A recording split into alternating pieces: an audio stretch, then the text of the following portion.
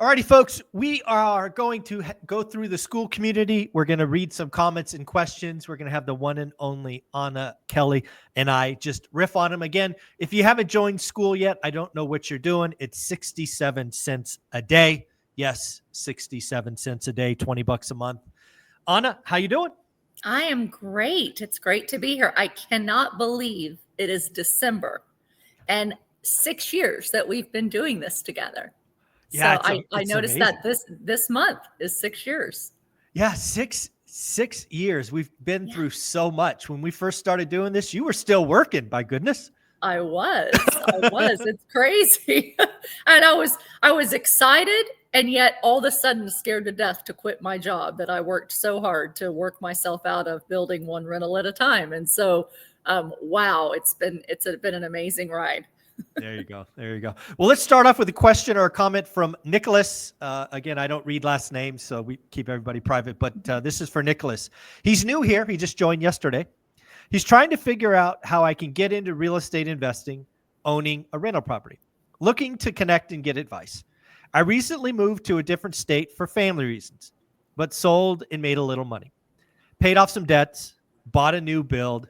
Wish I joined this community sooner.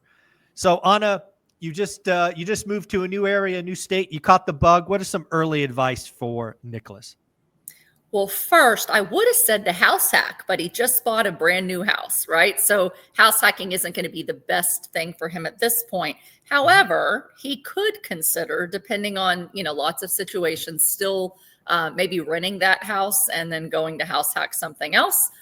Could be a good idea. But generally speaking, the first thing that I would say when you've moved to a new area is really start studying your local market, especially if you've never bought a property before, because it is generally best and easiest to start in your own backyard because you can spend time that isn't a lot of extra time, especially if you've got a demanding job or whatnot. You can drive around and get to know a neighborhood. It's really difficult to do that from afar.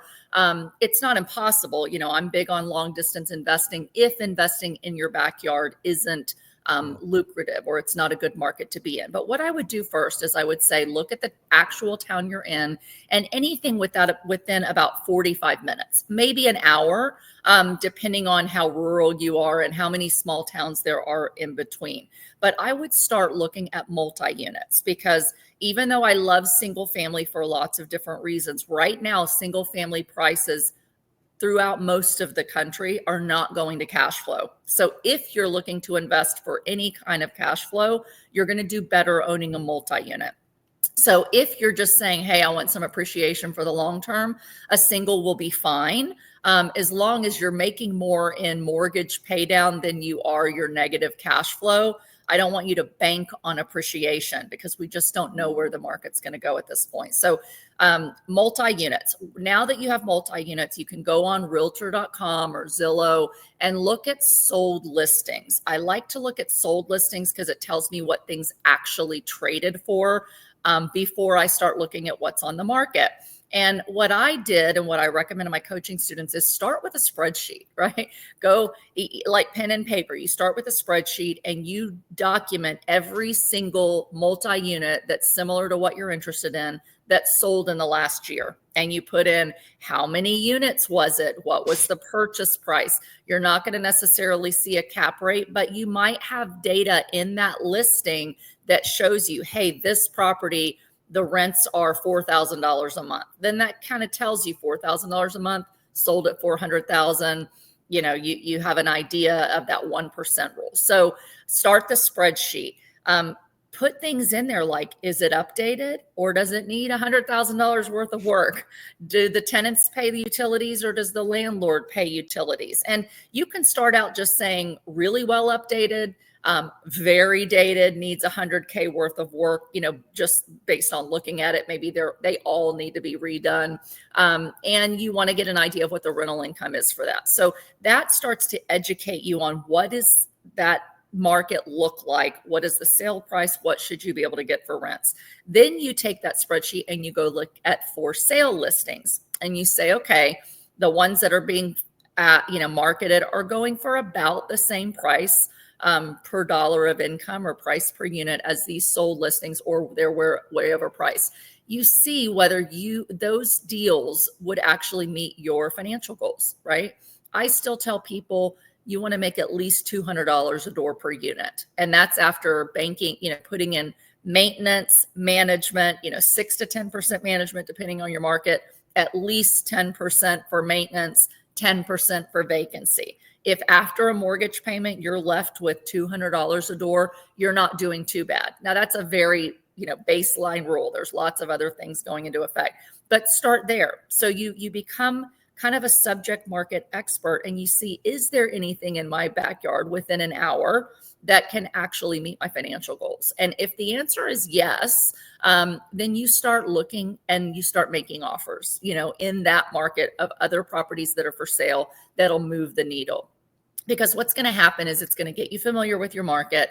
As a new landlord, no matter how smart you are, you're going to be nervous as all get out to take that plunge and buy the first property. You're going to want to drive by it. You're going to want to see if your tenants put a couch on the front porch, or if they're, there's beer cans all over the ground, or if they're smoking, like you want to be able to see that property and touch and feel it. Most people just like to be able to do that. And if there's an emergency, hopefully you're paying a management company to do it instead of trying to self-manage, at least in the beginning. And, you when they call, you have a good idea of what's going on. So that's what I would do first. And then if that market really has absolutely nothing that can meet your financial goals, you still keep looking in your market because you want to build where you are.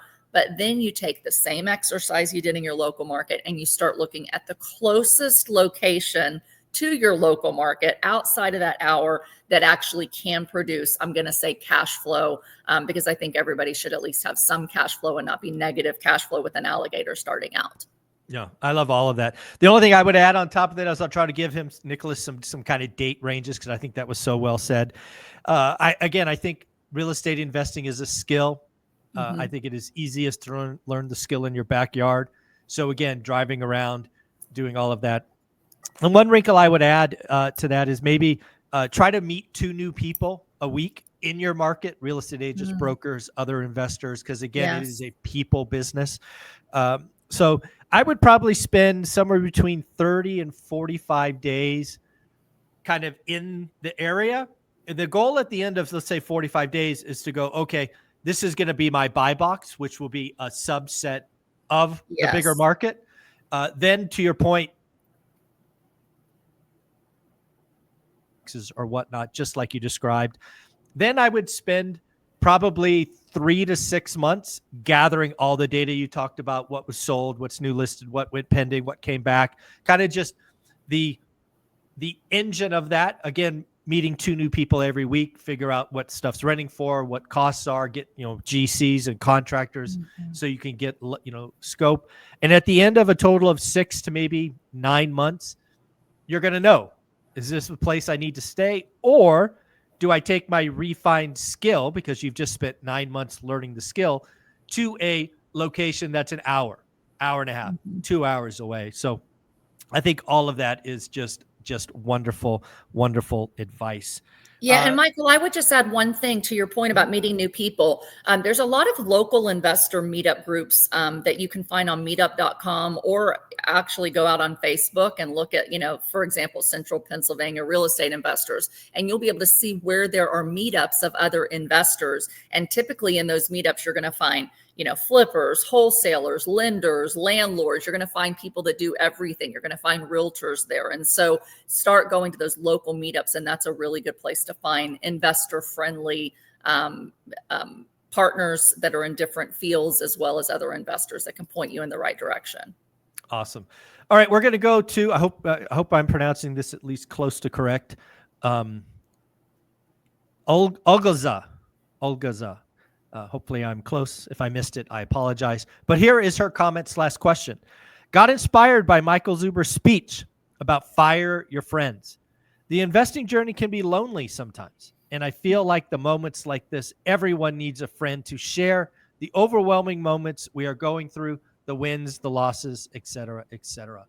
So talk about the importance of really building a community of like-minded individuals that are supportive and helpful versus maybe the friends who through no fault of their own don't understand. Yeah.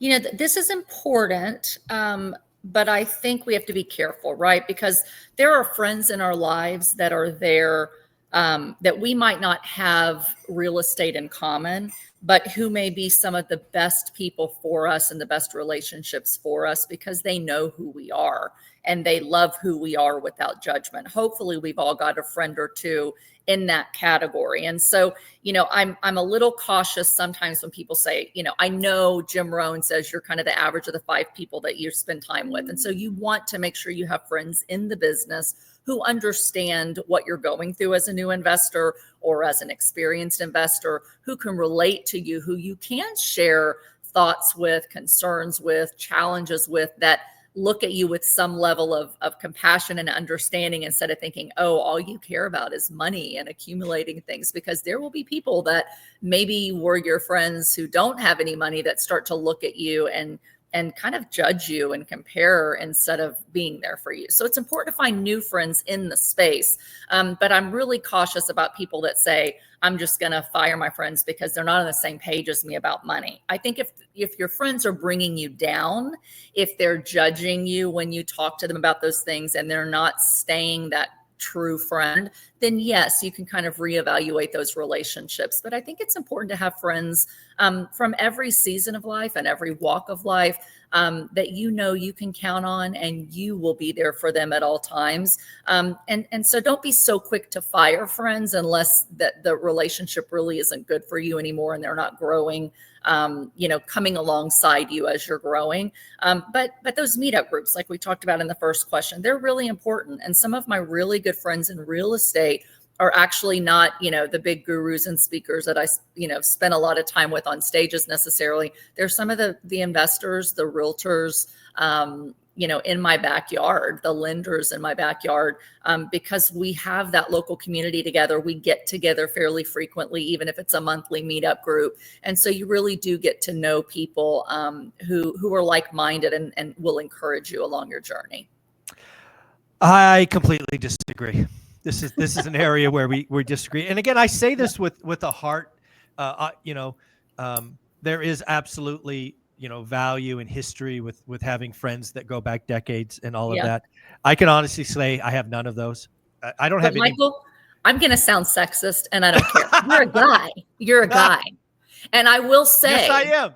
I will say, listen, I follow counselors and psychologists and, different things, which I never really did. But, there's things that I have questions about, like, our upbringing and our backgrounds and relationships and all kinds of things.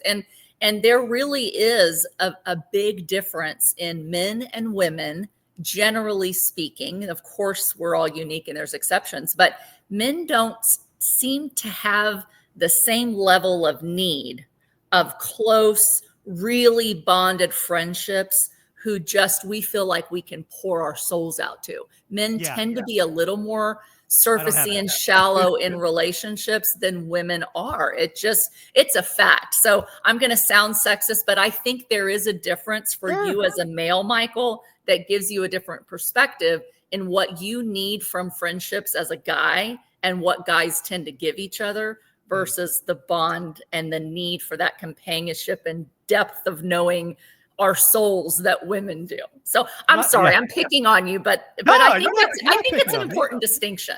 No, and that's why we're here, because we know and respect each other, and we can disagree, which happens. But I think about, and again, my audience, if I look at my YouTube stats, is pretty shocking. It's 88% male and only 12% female. So wow, I am disappointed in that. Let's be clear. But again, typically the audience is the content creator. So, I'm a guy to your, as you pointed out, there's no question about that. But again, I think about the person starting out, and I think about myself again, starting out. I was operating in a world at 30 years of age where I was spending every penny that came in. That was the world I knew. That was my friendship. And, I decided that I wanted a better future. I saw no other way of hitting a better future than making a clean break from the environment I was in. Because again, the friends that I had at that point they kept doing what they were doing, and I wasn't going to participate. I wasn't going to take, Mhm. the expensive dinner or the 3-day weekend or whatever that costs money. I was just out. The other thing I think about is when you try to make a leap from, a failed stock market investor to a beginning real estate investor, if you don't purposefully try to find those 5 friends or contacts in that new space, you're not going to get anywhere. You're the worst case, you're going to be trudging in mud, right? The faster you can get around other people doing the thing you want to do, whether it's real estate, getting healthy, having a great relationship, finding God, whatever it is, you can't do it with the old people. You got to do it with the new people. If you want to, start the journey, have success, and then reconnect with folks from your past, great. But I just, there is no better way to accelerate and kickstart than to get around new people. And again, maybe that's a male oriented view, but Yeah. it is the one I have. No, I agree with that part. I just think we need to be careful on the, being too quick to let other relationships go just because they don't serve what we want to create in terms of success and wealth. Because some friends, I hope we all can have a time in our life, at least have a friend or two, that are friends for life. So that, I don't know what that feels like. We have to make some new connections for sure, especially if you're moving into a new area. But without those at least connections, they're all going to start out as acquaintances. But make a point to take them to lunch, not just, hey, can I pick your brain and buy you a cup of coffee? No, I'd like to get to know you. I'm new to the space. Do you have the time and the bandwidth for me to take you to dinner? And if not, maybe we can meet 30 minutes before the meetup and have coffee, but connect with acquaintances and make that point. You said, I think it was in our first question today, meet 2 new people a week, right? So Absolutely. I agree with you 100%. It would be very, very difficult. And I tried it and I had some success because I'm a driven person. I'm determined, even before I made local connections. But when I was in kind of a funk after the GFC and couldn't find lenders to say yes and didn't know how to expand when all the lenders said no, it wasn't until I went to a meetup group that I learned, wow, there's investors that are doing it differently. They don't need a bank. They really are using private money or seller financing. And so getting around those people to open my eyes to what I didn't know was so valuable to me to be able to continue and then have significantly more success down the road. And I developed some really good friendships with those people as well. Love it. Love it. Let's go to a question or a comment from Harriet. Making disrespectful offers. Hi, everyone. Any advice on finding realtors willing to make disrespectful offers? And I'll just put some numbers around this so we're talking about it. Let's call a disrespectful offer 25 to 30% below list price as a target. So how do you find agents willing to do that for you? I think it's very similar, to before. You've got to know agents and you have to know investor-friendly agents. And so, if you don't, you need to start going to some meetup groups. You need to go in those Facebook groups, Central Pennsylvania and, real estate investors, or I keep saying Central Pennsylvania because that's where I am, or landlords. And then you ask them in the group, who are your favorite investor-friendly realtors? Who do you do business with? And you ask it in the meetup groups, you ask it in the, in the communities, and then you reach out to them because then you know that they're actually agents that investors are doing business with. And so referrals are so important in this space. And especially, if you're in a smaller area, if you're in a smaller town, because you have to be very, very careful. And I learned this the hard way when I moved from Houston, Texas to a little, two stop sign town. I'm exaggerating a little bit, but teeny tiny town, two lights and I don't know, 10 stop signs. Everybody knows everybody. So if you're this outsider coming in and you start out the gate with 25 to 30% off offers, and that doesn't ever happen there because there's low supply, high demand, those realtors are going to put a target on your back and they won't even respond to your offers. So you need to say, who are the investor-friendly realtors? And then you need to make an appointment with them and talk to them and say, where are the properties? I want to find a great deal. And that to me means a big discount, 20, 30% off. Where in our area or what type of property, located on what streets or what condition. Are there properties that I'm going to be able to make disrespectful offers on and it fly and actually get deals done? And then tell me how you're doing it. And so you want to work with agents that are going to help you or give you a realistic view that, hey, you can't in this little town. There's way too much supply. There's no demand unless it's functionally obsolete. It's 100 years old. It's falling apart. But if you go 15 minutes on the other side of the railroad tracks, it's a little more depressed and you're going to find amazing deals there. And then they're going to take you to make those offers. Yeah. I think the only thing I would add to that is, especially when you're starting out, is you got to communicate, right? I wouldn't just look at the MLS, find a property, write it for below. I'd want to talk to, again, back to my comment early in the episode, is you got to meet new people, right? Yeah. And in the beginning, those should be licensed real estate agents, right? They're going to be the gatekeeper. So I would just have conversations with them. I would tell every one of them up front, and I would ask them if they're comfortable. And then I would articulate, this is what I mean by doing the work, right? I have an automatic search or help me with a buy box. And I only want to look at properties 45 days on market or longer. I'm not going to waste your time with a first day listing. Right. I want to look at things that have had a price drop. I'm going to use technology or applications like PropStream. And I'm only going to offer on properties that are free and clear. So I'm going to give you a cash price and a seller financing price. You've got to show the agent that you're doing the work and you are coming informed. And I've never met an agent, if you don't educate them on what you're doing, you're like, okay, I get it. And again, I told a story about an agent named Scott that I worked with in, I think it was 2020. It might have been 21. No, it was actually before that. It was 18 and 19 when I was flipping properties. I told Scott, I'm doing this thing called buying slumlord properties and creating pride of ownership rentals. Right? I talked about it in my first book, One Rental at a Time. We flipped 55 slumlord properties. So I told him what I was looking for, right? Total slumlord, disgusting, all of that, long on the market. But Scott, I'm going to be offering 30 to 40% below list price. Scott was aware of this. Scott at the time happened to be a relatively new agent who was trying to get my business. So I gave him a shot.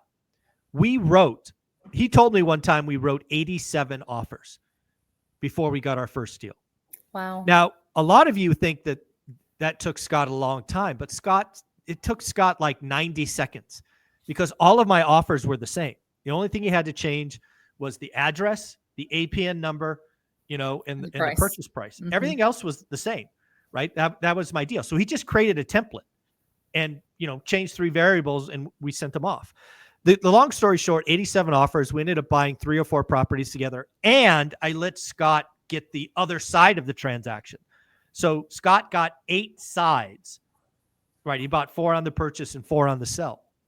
So again, have conversations. Tell them what you're going to do. Show them you're an informed investor. Don't be, I'm an investor, and try to flex your pocketbook and write 10 offers like a shotgun.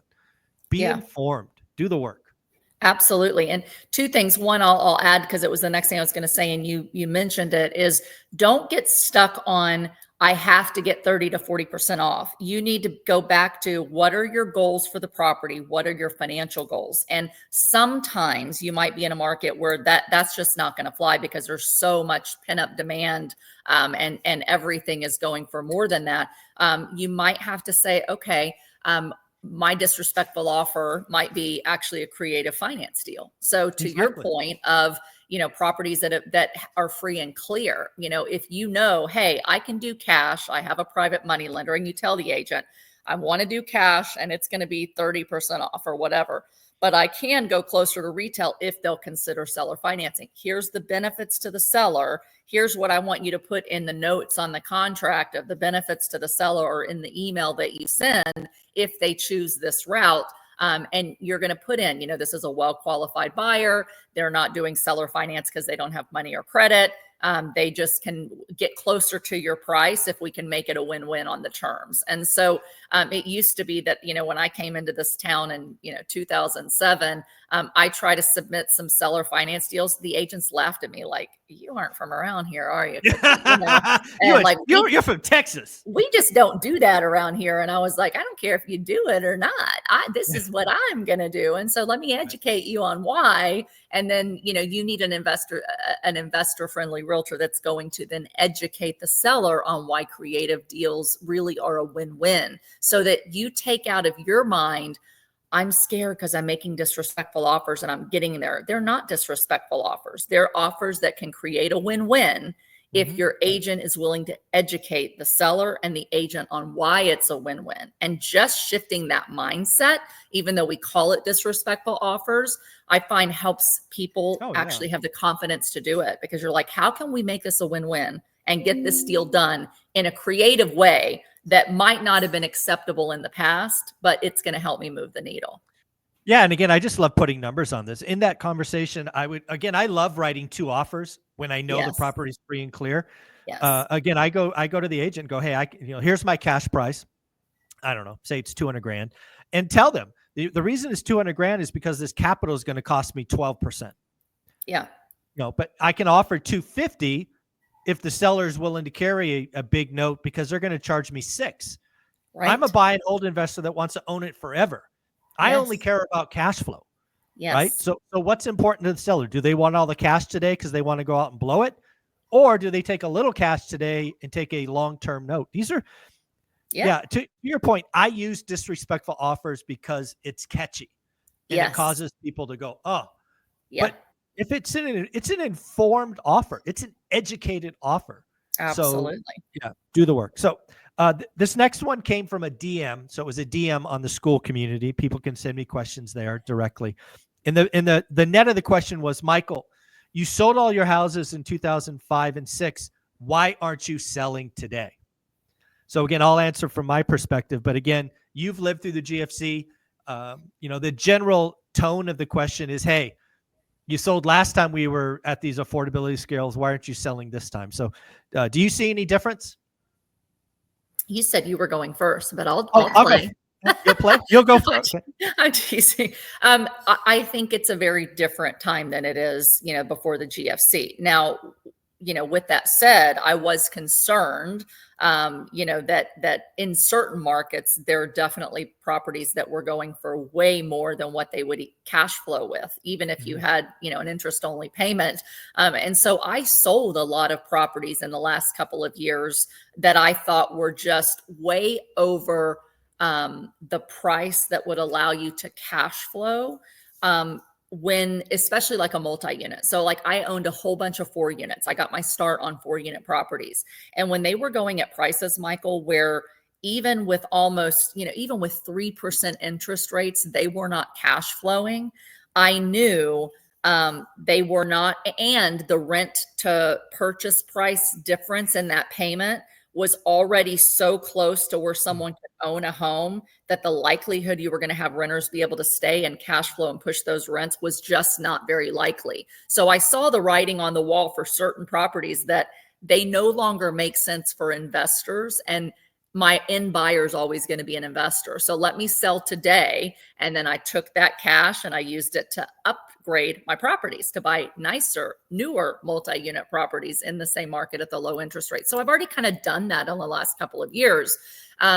There's a big difference between single family and multifamily. Different types of real estate, we have different issues, right? So multi-units, you can't sell right now if they're large multi and get your price and get, a good price for the income that they generate, because interest rates went up, cap rates went up, which means commercial real estate values fall on paper, but my things are cash flowing like crazy and I have a ton of equity. So I wouldn't sell today because I'd have to sell at a price that isn't worth the inherent value that they are to me. So I'm buying instead of selling more when it comes to, if I can find, a good deal, multi-units. Single family, we get this fear, and there are, the crash bros that say values are going to plummet. It's so unaffordable that we have no choice, but values are going to fall back to, kind of where the median income can afford. But the reality is we still have a housing shortage in this country, and there is still a lot of demand on the sidelines and not a ton of supply. Now you have different markets. And so again, places like Florida, California, parts of Texas where insurance has gone crazy and where taxes have gone up, you have a big increase of supply, and that is bringing values down a little bit. But in most markets, we have kind of an even market. Buyers and sellers, prices across the country are actually going up about 2 or 3%, with some exceptions and outliers. And so I don't think we're at a top like 06, 07, where suddenly you're going to have a big crash in values. We don't have the supply drivers to cause enough people to have to list because of financial crisis, that you have oversupply across the country. And you need that in order for prices to dramatically fall. Right now, we have locked in supply. People don't need to move. 85% of homeowners have mortgage rates below, I think, 40%. I think we said last week it was not close to 95% have rates below 5%. And so people want to stay in their homes. And as long as you don't have an increase of supply nationwide, you're not going to have a crash in value. So I'm not going to sell properties that cash flow or having mortgage pay down and have equity in a time where I'm not going to just make a killing on my sales price. I'm going to keep them because I can't find anything else to buy with the money. That's the thing. Like, is there enough stress right now that if I sold the properties, I can make as good of a return as what I'm getting on this properties I own? The answer is no, which is why you don't see a lot of multi-units for sale, as long as there's not distress because of the debt that's on the properties. Yeah. When I go back, and I get this question quite a bit, because it was one of those critical decisions. It was kind of one of those timeline moments. I made a choice, and the outcome was going to be vastly different. So why did we sell in 06? Well, the first answer is I didn't have a plan. That wasn't my plan. I went to a real estate meetup. Actually, this was a paid meetup, or speaker, Bruce Norris, who was long thought to be a real estate expert, especially around data. At the time, he'd been investing for about 30 years. It's now 50 years. Mm-hmm. And he made some very good historical calls. And he was publishing a report called The California Crash. Obviously, as a California investor, that caught my attention. And as somebody who suffered an 80% loss in the stock market, I was going to that meeting. Yeah. So I go to that meeting. It's 3 or 4 hours long. He goes over what was probably 500 charts. But what I take from that whole session was one concept called the affordability index. Something I had never heard of, never thought of. I had read 100 books or more by that point, books back to the 80s. Nobody had ever talked about it. So I said, okay, I got to go figure out the affordability index. Thankfully, at the time, it was published monthly by the National Association of Realtors. So I could go back and look at the last, I think, 20 years or 30 years of the affordability index. And what we found was it was at a record low for my MSA of Fresno, California. And you can go back and look at history. Other times it had gotten that low and see what happened to price. So the first step was I went to an event with a known expert. I paid to be there. I took one thing away. I validated it. And then Olivia and I took action. We listed all of our houses, and we sold them. And then we 1031'd them into apartment buildings, which really worked out well for us. And again, I had no plan. My plan was 4 single-family homes. I didn't want to own multifamily. I didn't even think you could own multifamily. I was like such a novice. But that was the first step. So now, why am I not selling today? Well, step one is the affordability level is bad, but it is nowhere near where we were in 05 and 06. It's not even close because wages are up. Fresno County has seen a lot of kind of LA and Silicon Valley money move there, right? So wages are up, right? So the affordability is not nearly as bad. Second, something I have learned, because again, when Bruce Norris helps you out, you pay to go to Bruce Norris event. So I went to a Bruce Norris event about a year ago because I'm like, hey, affordability is getting worse. What is Bruce Norris saying? So again, paid to be in the event. This time was more money. And he's basically like, we don't have the same setup. We don't have adjustable rate mortgages.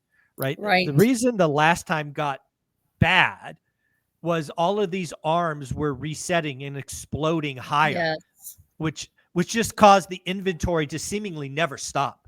Right. Right. In those years, we were seeing something like 250 to 300,000 new listings a week. Wow. Today it's 56,000. Yeah. Right. It's just in a completely different supply picture. Mm-hmm. Today we have 95% of loans 30-year fixed. As you say, 80 or 85% below 4 or 5. I mean, it's not the same setup. We're not going to have that wave of supply after supply after supply. We're not going to have a race to the bottom. And then the last thing Bruce Norris and I have seen and I've talked about is banks will simply not repeat what happened last time. Right. Even if we have the crazy setup and unemployment goes to 10%, banks are not going to be foreclosing on people en masse. In the last cycle, if you got 90 days late, you were more than 95% chance you're going to lose the home, which means roughly 5% of people would work it out. Did we not learn anything from the pandemic?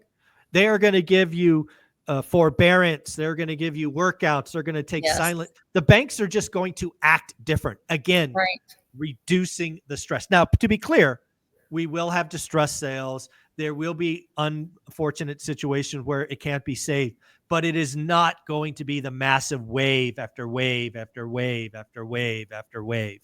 It's just not coming. Absolutely. Absolutely. And the interest rate lock-in effect cannot be understated. I mean, it is a huge issue. You know, people before, because of the variable rate interest and because they were losing jobs, because they're, you know, lots of companies were failing during the GFC, had to sell. Right now, you know, yes, we have an uptick in layoffs. We're seeing it. We've talked about it multiple times on the show, but not yet to the level that it's crisis mode, you know. So, and many jobs. I don't know the exact percentage, Michael, but we're in a remote work kind of environment now. So many jobs now, if people do lose their job, they're going to go on unemployment and they're going to find another job, maybe without having to move. And that's going to, you know, vary based on your industry that you're in and based on your local real estate market and where people work in those areas. So it's important to be in areas that have a lot of job diversification. But while you may have some pockets of sectors and some areas that do start to see a real increase in supply and values fall, that's where we as investors go and say, that's our opportunity to buy there, right?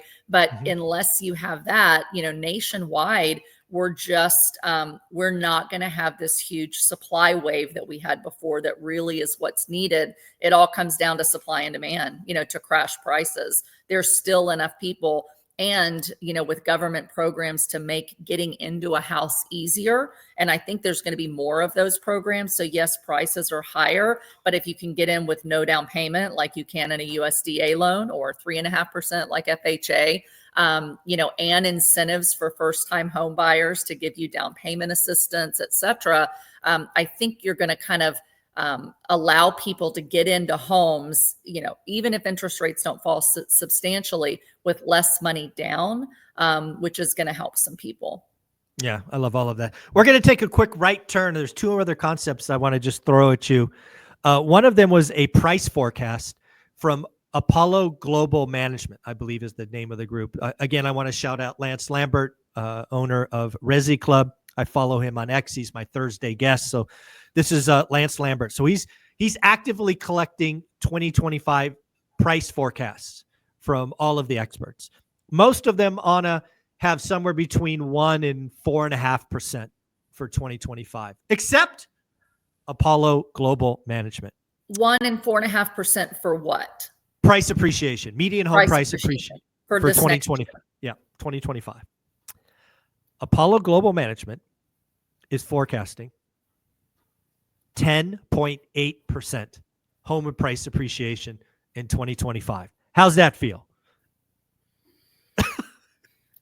I think it's wishful thinking. Now, I don't know his data, but I don't believe prices are going to go up 10%. Not nationally.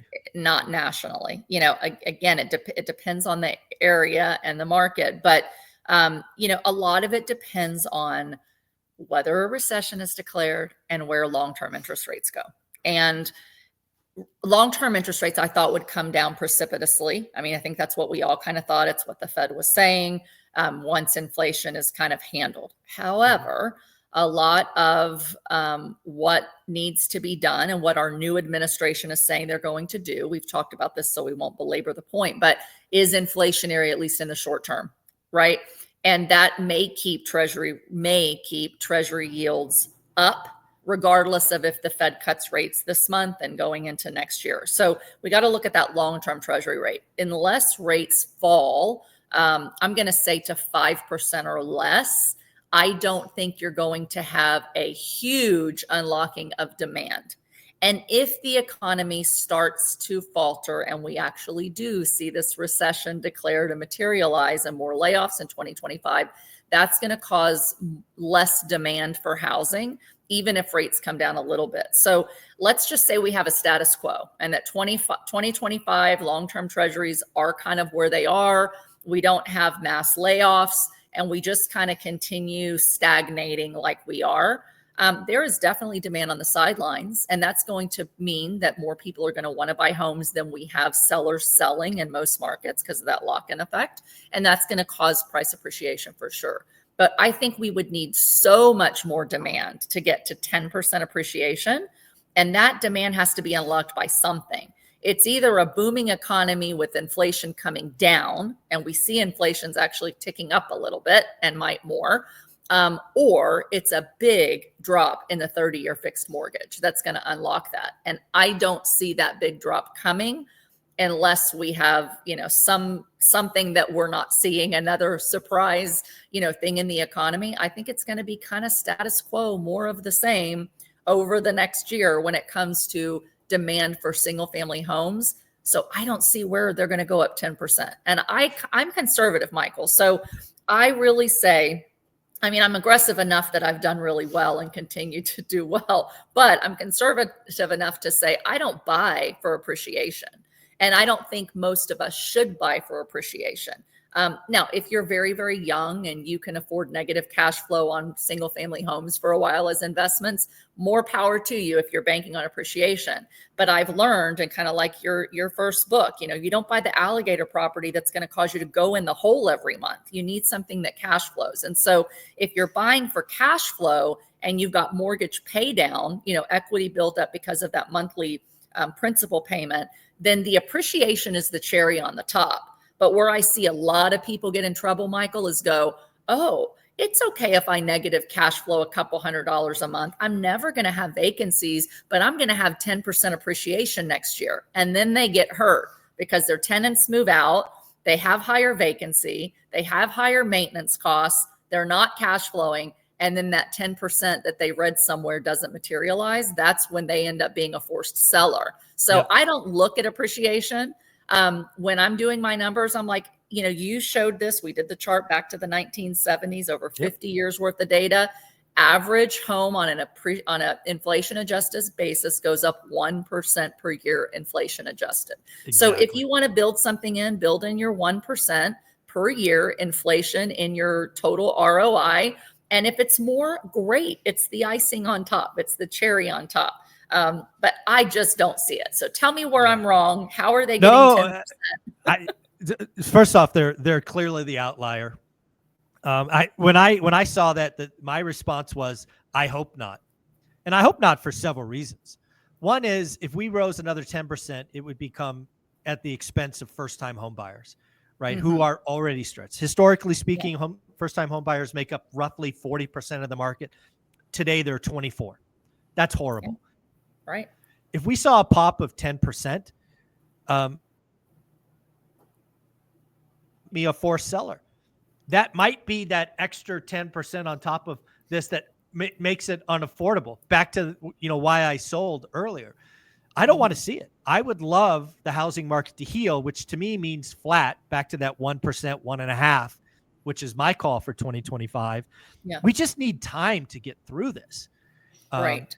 When I think about, and people ask me, what would it take to get 10% increase in 2025? I think you kind of hit it, but I'll hit it again. It would take 5% mortgages.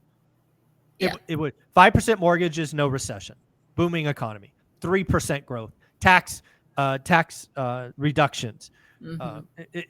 We would have to go from feeling good about a 2.5% GDP growth to 3.5%, 4%.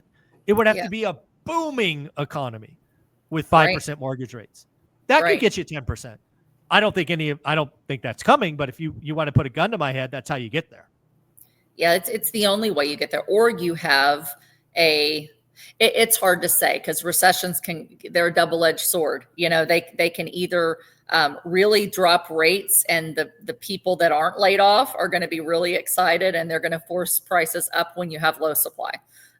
But it could end up, if a recession was really, really bad, that's going to scare enough buyers away that the sellers that have to sell are going to, have to sell at a discount. So they can go both ways. But, even the 5% rate, I'm not sure. I think that's the minimum they have to get to really unlock. But you've got a lot of buyers who have just said, you know what, right now, where prices are, and even at a 5% interest rate, it's actually cheaper in some areas to rent by a lot. So I think some buyers just end up saying, hey, I'm going to save up more, and I'm going to have a lower cost of living. And I do think that there is a big shift. We talked about it, on last week's show. So go back and listen to that if you didn't. But I think there's a big shift in the first-time buyer mindset. And a lot are no longer doing it in their 20s, their mid-30s for first time. They're renters by choice. And a lot of them don't want to be tied down to one place, one home, one market. They want to travel. They want to, make memories and not, have, the desire for home ownership, I think, is less than it was before. And they're having less kids. They don't need as big of a home, to buy. And so, it'll just be interesting to see how that plays out. But again, I think it's one of those things that keeps home prices from going up 10%, at least nationwide, as well as, the dynamics of the interest rates. All right, last one. I actually heard Alex Hormozi say this the other day, and then I found a tweet where he referenced it as well. I want to see if this one hits for you as well. You ready? Yes. Rich people buy time. Poor people buy stuff. Ambitious people buy skills. Lazy people buy distractions. Probably pretty accurate. Yeah, I was running when I heard that. I had to stop. I'm like, did I hear that right? Rewind. Yeah. I mean, it's rich people buy time. Buy time. Poor people buy stuff. Ambitious people buy skills. And lazy people buy distractions. Yeah, I think that's pretty accurate. All right, Alex Hormozi, you've got the one and only Anna Kelly's blessing. Anna, where can people find you? Great. You can find me on social media at Anna Kelly, REI Mom, and for real estate coaching, consulting, and potentially investment opportunities for accredited investors, you can find me at my website at AnnaKellyInvesting.com. Anna, you're amazing. Thank you so much. Thank you.